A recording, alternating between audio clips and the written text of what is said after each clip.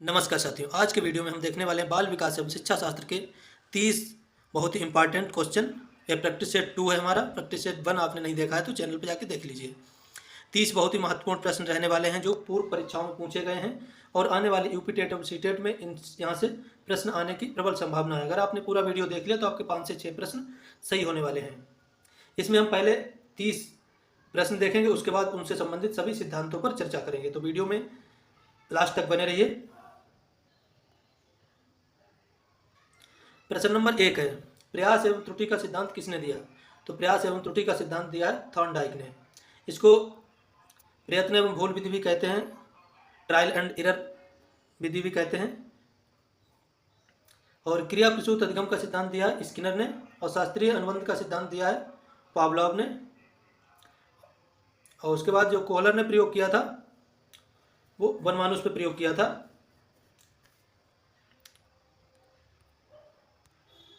Pavlov ने अपने शास्त्रीय अनुबंधन सिद्धांत में किस पर प्रयोग किया? तो पावलोव ने कुत्ते पर प्रयोग किया और थॉर्नडाइक ने बिल्ली पर प्रयोग किया। और जो स्किनर है, स्किनर ने चूहे पर प्रयोग किया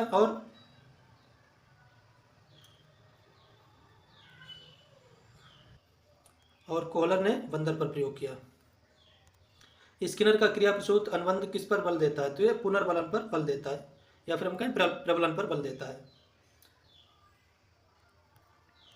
गेस्टाल्ट शब्द का अर्थ क्या है? तो पूर्णाकृति का नियम या समग्र नियम। सुल्तान नामक चिंपैंजी पर प्रयोग किसने किया? तो कोहलर ने किया था सुल्तान नामक चिंपैंजी पर। थॉर्नडाइक ने बिल्ली पर प्रयोग किया, स्किनर ने चूहे पर प्रयोग किया, पावलोव ने कुत्ते पर प्रयोग किया।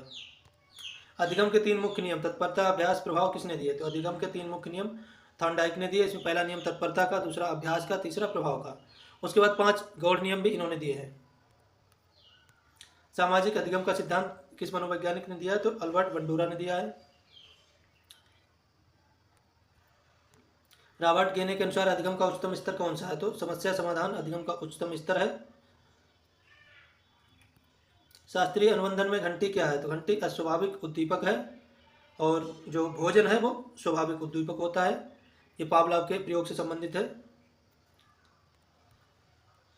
एस आर बॉन्ड थ्योरी का संबंध किस मनोवैज्ञानिक से? तो थॉर्नडाइक से। एस से स्टिमुलस, आर से रिस्पॉन्स। जब स्टिमुलस सामने होगा, उद्दीपक होगा, तभी उसको देखकर जो प्रतिक्रिया की जाएगी, रिस्पॉन्स, तो एस आर थ्योरी इसको कहा गया है। और कोहलर ने प्रयोग किया था वनमानुष पे, पावलोव ने कुत्ते पर, और जीन पियाजे संज्ञानात्मक विकास का नियम दिया इन्होंने। सीखना अचानक होता है विचार किस सिद्धांत का है? तो अंतर्दृष्टि सिद्धांत का सीखना अचानक होता है। प्रयास एवं त्रुटि का सिद्धांत थॉर्नडाइक का है। सामाजिक अधिगम का सिद्धांत अल्बर्ट बंडूरा ने दिया है। स्किनर ने अपना प्रयोग किस जीव पर किया? तो स्किनर ने चूहे पर अपना प्रयोग किया है, पावलोव ने कुत्ते पर प्रयोग किया, थॉर्नडाइक ने बिल्ली पर किया है, और जो कोहलर है उन्होंने चिंपैंजी पर प्रयोग किया है। नैमित्तिक अनुबंधन किस सिद्धांत का दूसरा नाम है? तो क्रिया प्रसूत सिद्धांत का दूसरा नाम है नैमित्तिक अनुबंधन। और इसका सूझ एवं अंतर्दृष्टि का सिद्धांत कोहलर ने दिया। अनुबंधन के गोचर की खोज किसने की? तो ईवी पावलोव ने की है। बंडूरा के सामाजिक अधिगम के चरणों का सही क्रम है? तो सबसे पहले अवधान, फिर धारण, फिर जनन, फिर अभिप्रेरणा। ये सही क्रम है। सीखने का आदर्श काल किसे माना जाता है? तो शैशवावस्था को सीखने का आदर्श काल माना जाता है। थॉर्नडाइक के गौड़ नियम कितने हैं? तो गौड़ नियम है 5, और जो मुख्य नियम है वो 3 है। अधिगम का एसएस सिद्धांत किसने दिया? तो पावलोव ने दिया। एसएस मतलब एक अस्वाभाविक स्टिमुलस और दूसरा स्वाभाविक स्टिमुलस, यानी कि एक अस्थायी उद्दीपक, एक स्थायी उद्दीपक। अस्थायी उद्दीपक जैसे घंटी की आवाज़, स्थायी उद्दीपक उसके सामने जो रखा गया खाना। प्रोग्राम्ड लर्निंग अभिक्रमित अनुदेशन किस पर आधारित है? तो ये स्किनर का जो प्रयोग है उस पर आधारित है। व्यवहारवाद के जनक किसे माना जाता है? तो जेबी वाटसन को व्यवहारवाद का जनक माना जाता है। थॉर्नडाइक को शिक्षा मनोविज्ञान का जनक माना जाता है। स्किनर ने चूहे पर प्रयोग किया था।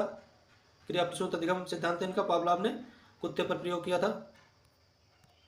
सार्थक अधिगम शाब्दिक अधिगम सिद्धांत किसने दिया? तो डेविड ऑसवेल ने दिया सार्थक शाब्दिक अधिगम का सिद्धांत। बुद्धिलब्धि यानी आईक्यू का सूत्र क्या है? तो ये वाला सही हो जाता है MA/CA × 100 आईक्यू का सूत्र है। गेस्टाल्ट संप्रदाय का उदय किस देश में हुआ? तो ये जर्मनी में इसका उदय हुआ। अधिगम प्रक्रिया का प्रथम सोपान क्या है? तो अभिप्रेरणा अधिगम प्रक्रिया का प्रथम सोपान है। पुनर्बलन का सिद्धांत किसने दिया? तो CH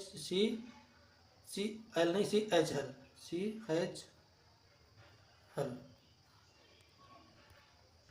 पियाजे के अनुसार संज्ञानात्मक विकास की कितनी अवस्थाएं हैं? तो पियाजे के अनुसार संज्ञानात्मक विकास की 4 अवस्थाएं हैं। सूक्ष्म शिक्षण चक्र की अवधि कितनी है? तो 36 मिनट है। सूक्ष्म शिक्षण चक्र की अवधि होती है 36 मिनट। पहले 6 मिनट, फिर 6 मिनट, फिर 12 मिनट, फिर 6 मिनट, फिर 6 मिनट। 5 स्टेप होते हैं, 6, फिर 12, फिर 6। स्मृति का अंग इसमें से कौन सा नहीं है? स्मृति का अंग कौन सा नहीं है? तो चिंतन स्मृति का अंग नहीं है। अधिगम, धारण, पुनः स्मरण ये स्मृति का अंग है। 29 नंबर देखते हैं। डिसलेक्सिया किससे संबंधित है? डिसलेक्सिया पठन विकार है, पढ़ने से संबंधित होता है। लेखन विकार को कहते हैं डिस्ग्राफिया, गणितीय विकार को कहते हैं डिस्कैलकुलिया।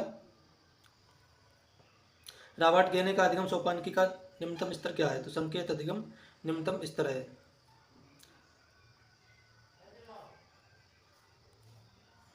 अब देखते हैं इससे संबंध, अब देख लेते हैं इन सभी प्रश्नों से संबंधित थ्योरी। अधिगम के सिद्धांत थांडाइक ने दिया था प्रयास एवं त्रुटि का सिद्धांत। पावलोव ने दिया शास्त्रीय अनुबंध का सिद्धांत। स्किनर ने दिया क्रिया प्रसूत अनुबंध का सिद्धांत। कोहलर ने दिया सूझ एवं अंतर्दृष्टि का सिद्धांत। अल्बर्ट बंडूरा का है सामाजिक अधिगम का सिद्धांत। और रॉबर्ट गेने का है कंडीशनल लर्निंग सिद्धांत। थांडाइक का सिद्धांत क्या कहता है? प्रतिपादक एडवर्ड एल थांडाइक अमेरिका के रहने वाले हैं। जब कोई उद्दीपक व्यक्ति के सामने आता है तो वह उसके प्रति अनुक्रिया रिस्पॉन्स करता है। सही अनुक्रिया होने पर उद्दीपक और अनुक्रिया के बीच एक संबंध स्थापित हो जाता है, जिसे सीखना कहते हैं। इसका अन्य नाम एसआर थ्योरी, संबंधवाद का सिद्धांत, चयन का सिद्धांत। सीखने के मुख्य नियम है 3 जो थांडाइक ने दिए हैं। तत्परता का नियम, अभ्यास का नियम, प्रभाव का नियम। और 5 गौड़ नियम है, ये भी थांडाइक ने दिए हैं। तो थांडाइक ने कुल सीखने के 8 नियम दिए हैं। इनका जो बिल्ली वाला प्रयोग बहुत ही फेमस है। तो भूखी बिल्ली पर इन्होंने प्रयोग किया। उद्दीपक मृत मछली भोजन के रूप में रखी।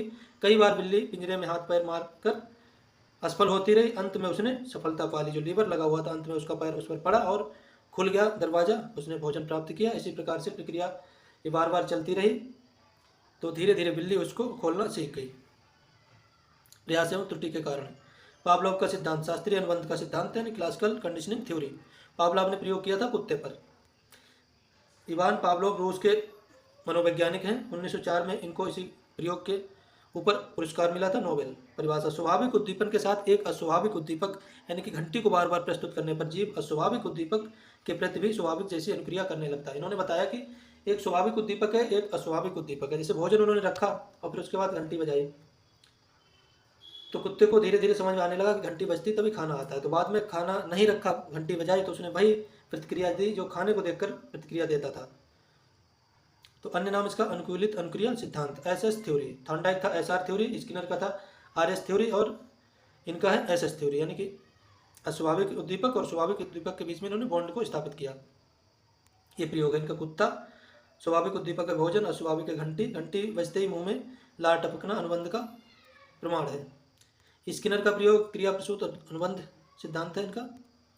प्रतिपादक BF स्किनर अमेरिका के। भाषा का सिद्धांत, परिभाषा, इस सिद्धांत के अनुसार अधिगमकर्ता पहले अनुक्रिया करता, बाद में उसे पुनर्बलन मिलता है। पहले रिस्पॉन्स होता, बाद में पहले तो अनुक्रिया करता है ना रिस्पॉन्स, बाद में उसका उसे परिणाम मिलता पुनर्बलन। वह उद्दीपक जो अनुक्रिया की दर को बढ़ा दे। स्किनर ने पुनर्बलन पर सबसे अधिक बल दिया है। इनकी थ्योरी है आरएस रिस्पॉन्स स्टिमुलस थ्योरी, यानी नैमित्तिक अनुबंध। आरएस थ्योरी नैमित्तिक अनुबंध, क्रिया प्रसूत अधिगम, ये स्किनर के प्रयोग के नाम है। अब इन्होंने जो प्रयोग किया था वो चूहे और कबूतरों पर किया था। चूहे द्वारा लीवर दबाने पर उसे भोजन पुनर्बलन मिलता था, जिससे उसने लीवर दबाना सीख लिया। यानी कि लीवर दबाता था, भोजन मिलता था, फिर दबाया, फिर भोजन मिला, तो उसने उसको पुनर्बलन से उसको सीख लिया। कोहलर का सिद्धांत, सूझ एवं अंतर्दृष्टि का सिद्धांत। कोहलर ये गेस्टाल्टवादी मनोवैज्ञानिक है। कोहलर, कोफका, वर्दिमर, कोटलेविन, इनका सूझ एवं अंतर्दृष्टि का सिद्धांत इन्होंने दिया है। सिद्धांत की व्याख्या अगर देखें तो कोहलर, कोफका, वर्दाइमर और ये गेस्टाल्टवादी हैं। सीखना धीरे धीरे नहीं बल्कि अचानक होता है। इन्होंने कहा सीखना धीरे धीरे नहीं बल्कि अचानक होता है। जब व्यक्ति पूरी परिस्थिति का प्रत्यक्षीकरण करता है तो उसके मन में अचानक समाधान आता है, जिसे सूझ कहते हैं। जो पूरी परिस्थिति को भांपता है, देखता है, अचानक कहीं ना कहीं उसके दिमाग में अचानक से एक समस्या का समाधान आ जाता है। तो इन्होंने कहा सीखना सडन, अचानक होता है, धीरे धीरे नहीं। गेस्टाल्ट का अर्थ है पूर्ण या समग्र आकृति, होल। अब इनका प्रयोग है, इन्होंने बनमानुष पर प्रयोग किया था ये। कोलन ने सुल्तान नामक चिंपैंजी है, इसका नाम भी याद रखना है, सुल्तान। बनमानुष का नाम क्या था? सुल्तान। चिंपैंजी है बनमानुष, सुल्तान नाम था इसका। चिंपैंजी ने छड़ियों को जोड़कर और बॉक्स को एक दूसरे पर रखकर छत से लटके केले प्राप्त किए। यह उसकी मानसिक सूझ का परिणाम था। केले छत में लटका दिए और वहाँ पे छोटी छोटी छड़ियाँ रख दी जो एक दूसरे में जुड़ सकती थी। बनमानुष ने धीरे धीरे दिमाग लगाता रहा, बाद में उसने एक छड़ी में दूसरी छड़ी जोड़कर उसको केले को उतारने का प्रयास शुरू कर दिया। आखिर में वो सफल हो गया। तो सूझ एवं अंतर्दृष्टि का सिद्धांत इसको बोलते हैं। ये उसके दिमाग में अचानक आया, तो उन्होंने कहा सीखना अचानक आता है।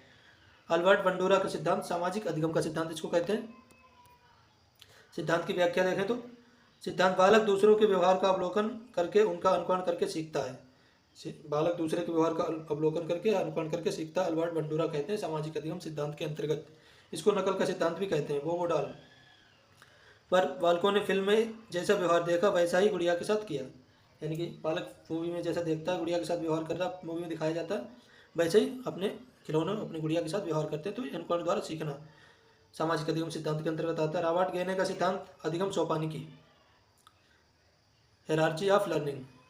रॉबर्ट गेने का सिद्धांत, इन्होंने 8 स्तर बताए। रॉबर्ट गेने ने 8 स्तर बताए इस सिद्धांत में। संकेत अधिगम, उद्दीपक अनुक्रिया, श्रृंखला अधिगम, शाब्दिक सहचर्य, बहुविभेदन, संप्रत्यय यानी कंसेप्ट, नियम अधिगम, समस्या समाधान। तो पहला सोपान है संकेत अधिगम और आखिरी है समस्या समाधान। 8 स्तर बताए इन्होंने सोपान की अधिगम के। अभ्यास प्रश्नावली हम देख ही चुके हैं। तो आशा करता हूँ आपको वीडियो पसंद आया होगा। चैनल को सब्सक्राइब कर लें, वीडियो को लाइक करना ना भूलें। धन्यवाद।